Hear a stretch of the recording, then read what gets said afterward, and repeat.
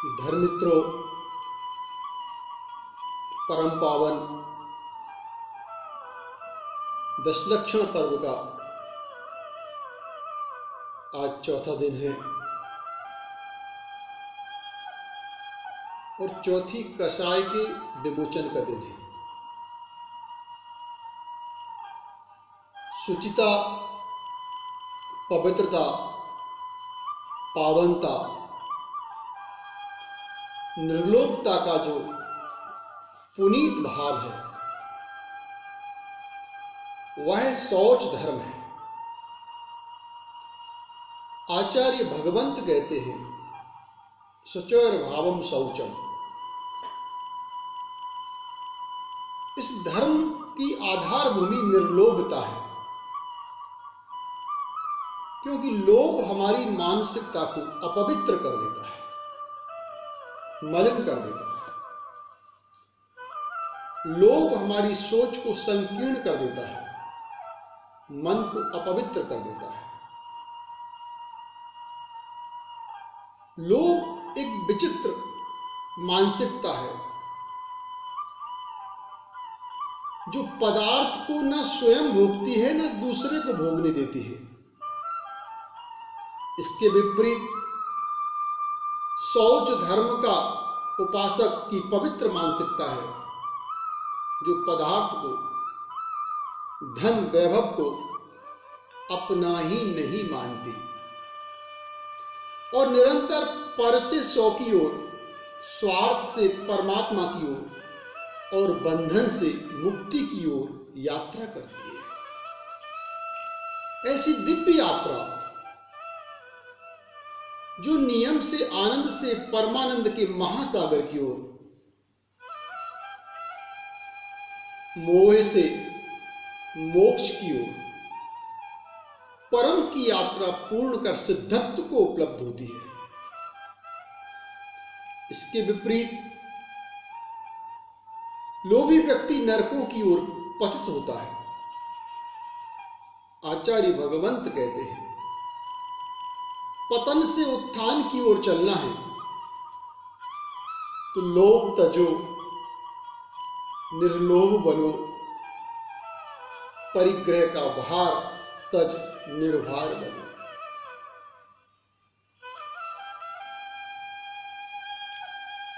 दुर्योधन ने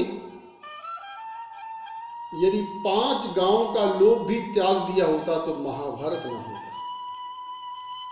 श्री कृष्ण जी ने एक प्रस्ताव दिया था कि 5 पांडवों के लिए 5 गांव दे दो। महाभारत की कहानी में ये 5 गांव हैं और जीवन की कहानी में ये 5 गांव हमारी 5 इंद्रियां हैं। इन 5 इंद्रियों का लोभ हमें मानव से दानव बना देता है। जब कभी अपना मन पवित्र होता है, हर चेहरे पर अपना चित्र होता है,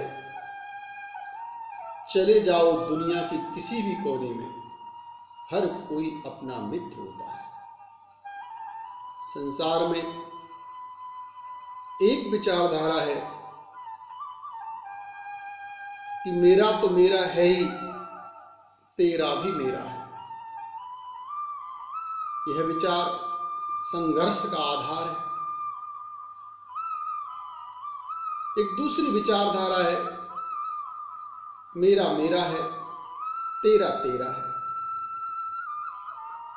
एक तीसरी विचारधारा है कि ना मेरा है ना तेरा है, सब सुबह शाम का डेरा है, सब चिड़िया रैन बसेरा है। सिकंदर दुनिया को जीतने निकला था, स्वर्ण का भूखा था, लेकिन जब दुनिया से जाने का समय आया तो ना धन उसे बचा सका, ना वैद्य बचा सके। तब उसने कहा कि जब मैं जाऊं, मेरी अर्थी निकले तो मेरे दोनों हाथ बाहर कर देना, ताकि ये दुनिया देख सके कि मैं खाली हाथ आया था और खाली हाथ जा रहा हूं। इसके बावजूद इस परिग्रह पिशाच के कारण पिता पुत्र में झगड़ा है, भाई भाई में तनाव है, राष्ट्रों में संघर्ष है, अशांति है।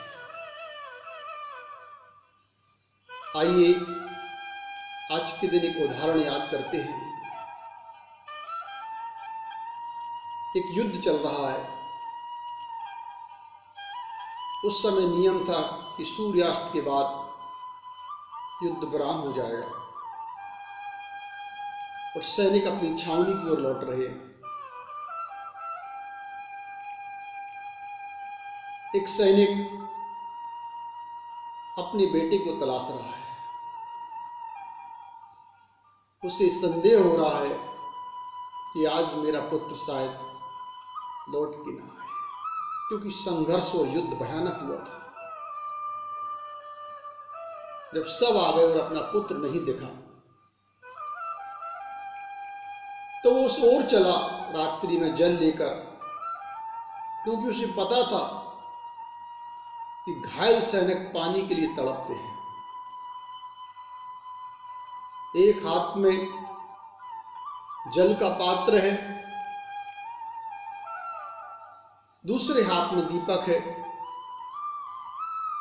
और रात्रि के अंधकार में चुपचाप वो अपने पुत्र की तलाश में जा रहा है।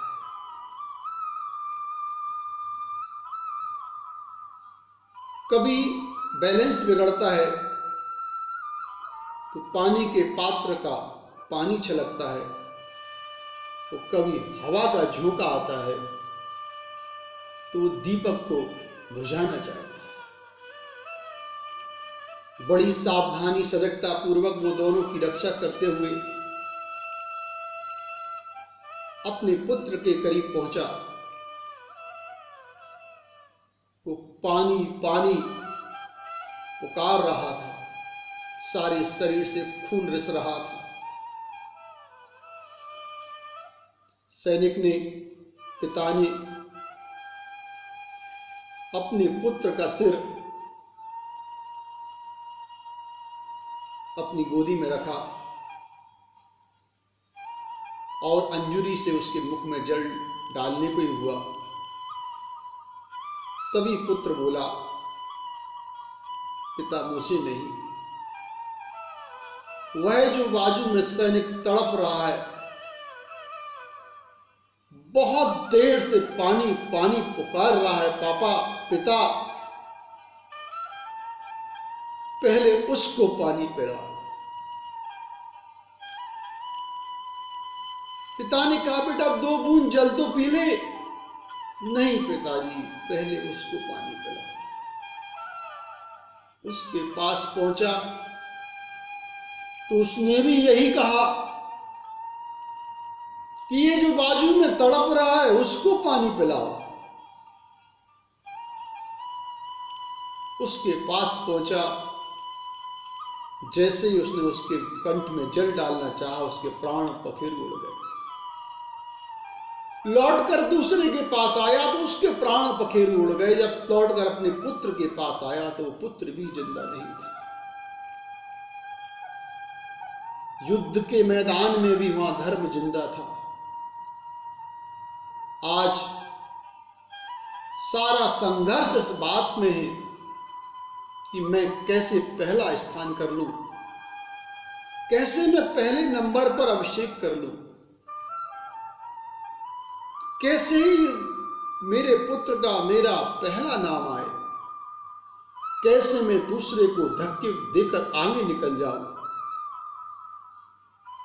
यह जो सोच है, यह जो संघर्ष है, इसने हमारे जीवन की शांति को छीन लिया है।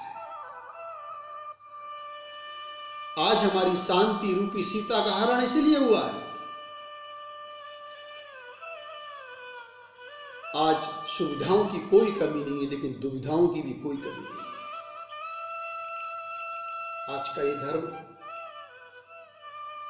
हमसे कह रहा है कि जैसे बरसात में बादल सूर्य को आच्छादित कर देते हैं, सूर्य के प्रकाश को जमीन तक नहीं आने देते। जैसे बादल हटने पर सूर्य प्रकट हो जाता है, ऐसे ही क्रोध, मान, माया, लोभ के बादलों के हटते ही आत्म सूर्य प्रकट हो जाता है, सत्य का साक्षात्कार हो जाता है। आइए हम सब अपने आत्मा में छिपे सत्य को, आत्मा में छिपे परमात्मा को प्रकट करने की दिशा में विचार करें और उत्तम शौच धर्म का सत्कार करें। इन्हीं सब भावों के साथ कि सबको मिले शांति, सबका कल्याण हो, सबको मिले शांति, सबका कल्याण हो। जय जिनेंद्र, जय श्री ओम, ओम शांति।